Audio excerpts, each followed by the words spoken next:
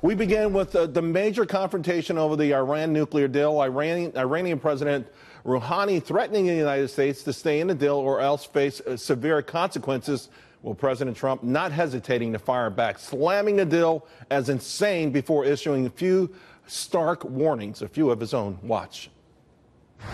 If Iran threatens us in any way, they will pay a price like few countries have ever paid. They're not going to be restarting anything. They restart it, they're going to have big problems, bigger than they've ever had before. And you can mark it down. If they restart their nuclear program, they will have bigger problems than they have ever had before.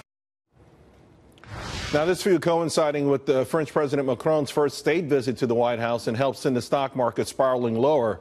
President Trump's demands are firm. So the question now is, will Iran do the right thing? Joining me now to discuss, Republican Congressman Andy Biggs from Arizona, a member of both the Judicial Committee and Freedom Caucus. Representative Biggs, thanks for joining. Good to be with you, Charles. It's great to have you. President Trump talking very tough. Of course, yesterday, the Iranian leader saying there'll be severe consequences.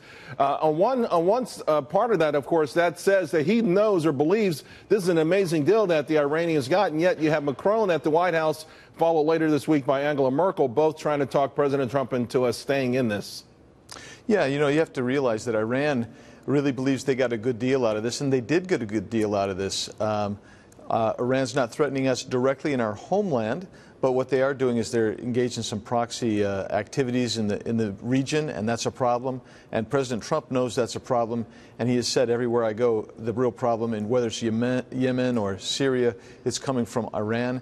And also, the deal just was not good to begin with for the United States. So he's trying to, I think, leverage and make a point, and maybe there will be a new deal. But if it is, it's going to be a deal that works for the United States of America and not for Iran. Now, France's President Macron said on Fox News Sunday that there was no plan B. In other words, it's either this deal or nothing else. Is there room or are there opportunities to amend the deal?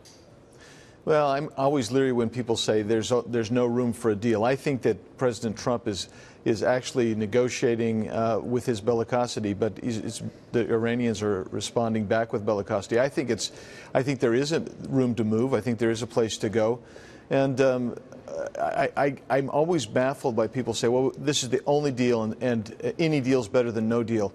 When you say that, you're negotiating from a position of weakness, and you'll be taken advantage of almost every time, and that's what happened to us under the previous administration, and that's why I think President Trump's doing what he needs to do here to protect the American interests. You know, the previous administration also overlooked a whole lot of other realities that were going on in the Middle East, Iran's regional ambitions, and of course their belligerence, which seemed to get even more emboldened as they got closer to the deal. It was so obvious that the Obama administration wanted a deal that Iran pushed the envelope even before signing the dotted line. So we are left here with the consequences of that.